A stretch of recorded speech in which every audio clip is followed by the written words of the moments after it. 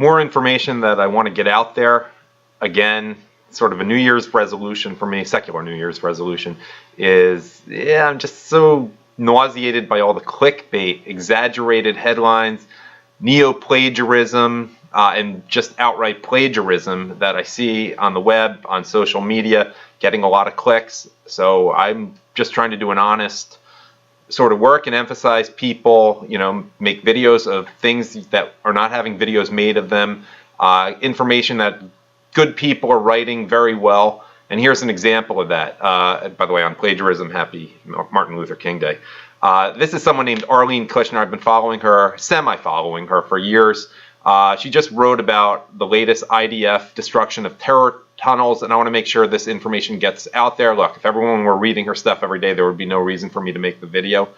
But this is, you should follow her, by the way, Arlene, Arlene from Israel.info. Her name's Arlene Kushner. She's an American who made Aliyah.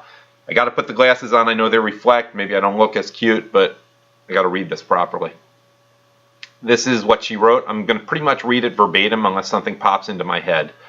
January 15th, 2018, from Israel, unreal.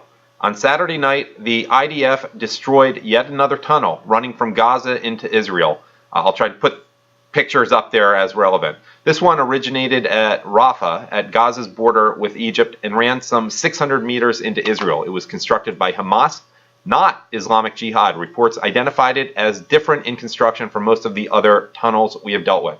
The tunnel was, quote, unreal for a couple of reasons. The first is because it ran under the Kerem Shalom crossing between Israel and Gaza. This is the crossing utilized by as many as 800 trucks per day.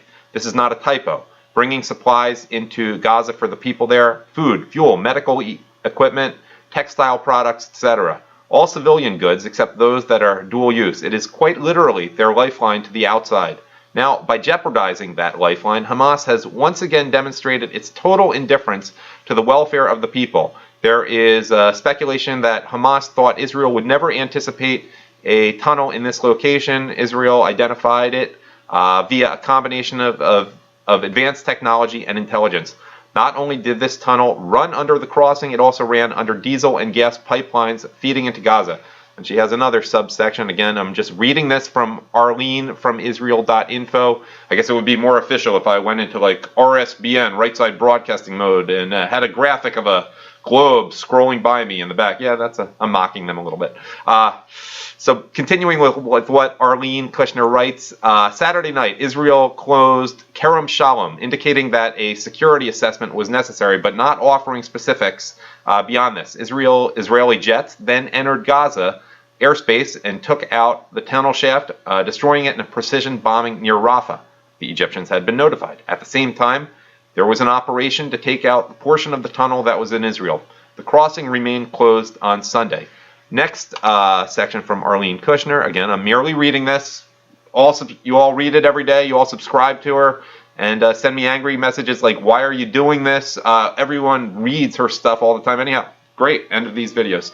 But continuing on. The other reason this was unreal was because this tunnel circled back into the Sinai. The other tunnels into Israel we took out recently originated from Khan Yunis and moved directly into Israel. But because this tunnel came from Rafah under the Kerem Shalom crossing, it entered Israel right at the edge of the Egyptian Sinai.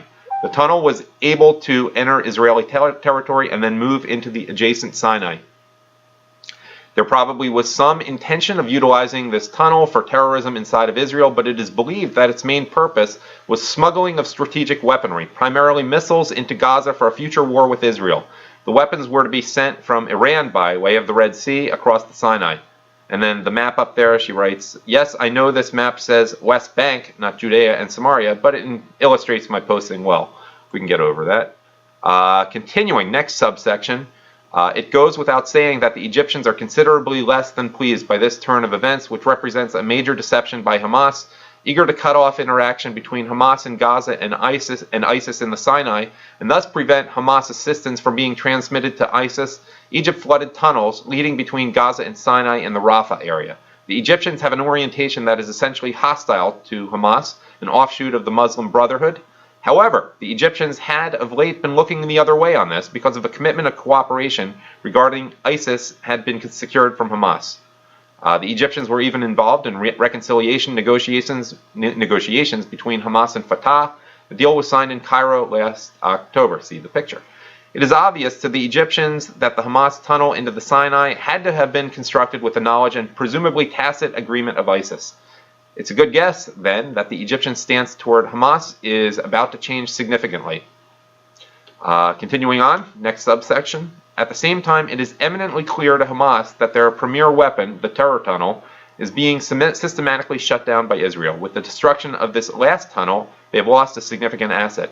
Coordinator of the government's activities in the territories, COGAT, Major General Yoav Mordechai, declared in Arabic to an Arabic satellite TV station yesterday that it is, quote, Israeli genius, end quote, that came up with a solution to the tunnels. Yet there continues to be a mixed opinion by analysts as to what the next Hamas move will be. Some project a Hamas attack soon in order to utilize whatever tunnels still remain before they are all discovered and dismantled by Israel. Others say Hamas is simply not eager for an escalation of hostilities at this time. Again, reading what Arlene Kushner has very recently written at arlenefromisrael.info. And one last, she has quite a few subsections left in her almost daily email, but I'm only going to read this last one because then they're less relevant to the topic. Before leaving the subject of Hamas, I share this. I recently wrote about signs that the moribund Hamas-Fatah reconciliation could yet be revived by a new Hamas position. Reports had surfaced indicating that Hamas had reversed itself and would be ready to surrender its considerable weapons cache to the control of the PA in exchange for a leadership role in the PLO. But now this appears less likely. The PLO has called off, I think she means, typo, meeting of the heads of all its factions to discuss the best response to Trump's recognition of Jerusalem as Israel's capital. Hamas, though not a member, was invited but declined to come. The statement put out by Hamas declaring continuing commitment to unity said that, quote, the conditions under which the committee will be held will not enable it to carry out a comprehensive and reasonable and responsible political review and will prevent decisions that reach the level of our aspirations, end quote. A partial explanation, Hamas wanted the meeting outside of PA territory because of unease about Israel intervention. The meeting began Sunday night in Ramallah. And that's pretty much all of the relevant posts here. You should follow her, Arlene from Israel. Arlene is spelled A-R-L-E-N-E, arlenefromisrael.info. Arlene Kushner does good work. And that's about all I think I need to put on a video here.